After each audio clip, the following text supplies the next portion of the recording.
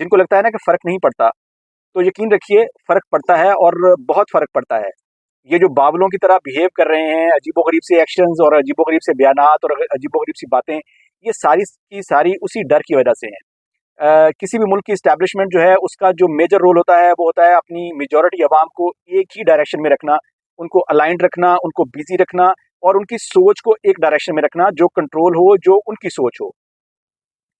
और जब 80% अवाम जो है उनके अपोजिट सोच रही हो, जो इस्टेब्लिशमेंट सोच रही है या उस मुल्क की जो रूलिंग एलीट है वो सोच रही है, तो फिर उस रूलिंग एलीट को और इस्टेब्लिशमेंट को नींद नहीं आती है। फिर वो इसी तरह से बावलों की तरह बिहेव करते हैं।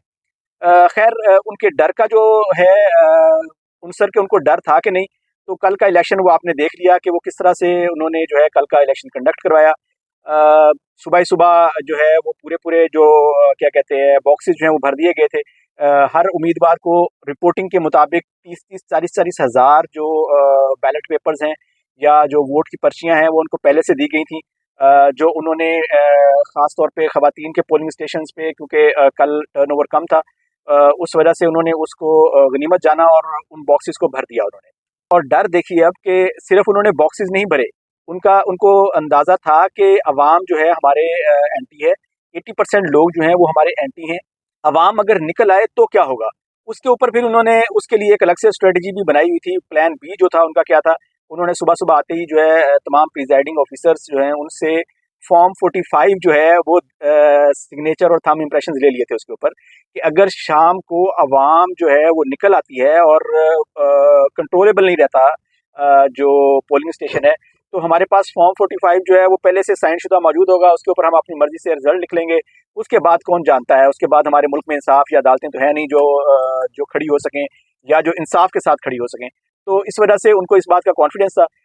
दोनों चीज़ें उन्होंने की, पहले बॉक्सेस भरे और फिर उसके बाद फॉर्म 45 जो है वो पहले से साइन करवा के रखे। जिन पोलिंग स्टेशंस पे अवाम निकल आई वहाँ पे उन्होंने फॉर्म 45 के ऊपर अपनी मर्जी से रिजल्ट आया और जिन पे नहीं निकली अवाम वहाँ पे उनका वैसे ही उन्होंने पहले से वोट कास्ट किए हुए थे। तो खैर कहने का मकसद ये है कि ये जो आपकी जनरेशन है, इस पूरी जनरेशन को एफर्ट करनी पड़ेगी और ये एफर्ट जो है वो 1 दिन, 2 दिन या 1 साल, 2 साल की एफर्ट नहीं है। याद रखिएगा, इसके लिए आपको अपनी सारी ज़िंदगी एफर्ट करनी पड़ेगी। कम से कम 15 से 20 साल लगेंगे।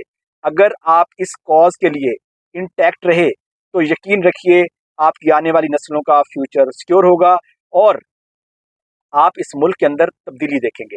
ये जो जितनी भी इस वक़्त हमारी रूलिंग एलीट है, जिन्होंने हमारे मुल्क को कैप्चर किया हुआ है, ये जो साम्राज्य निज़ाम है, इससे छुटकारा हमें एक लंबी जंग लड़ने के बाद ही हासिल होगा और इसके ऊपर एक पूरी की पूरी जनरेशन को कुर्बानी देनी पड़ेगी।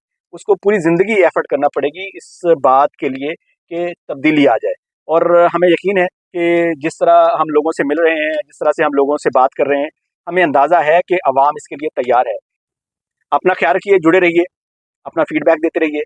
अस्सलाम वालेकुम।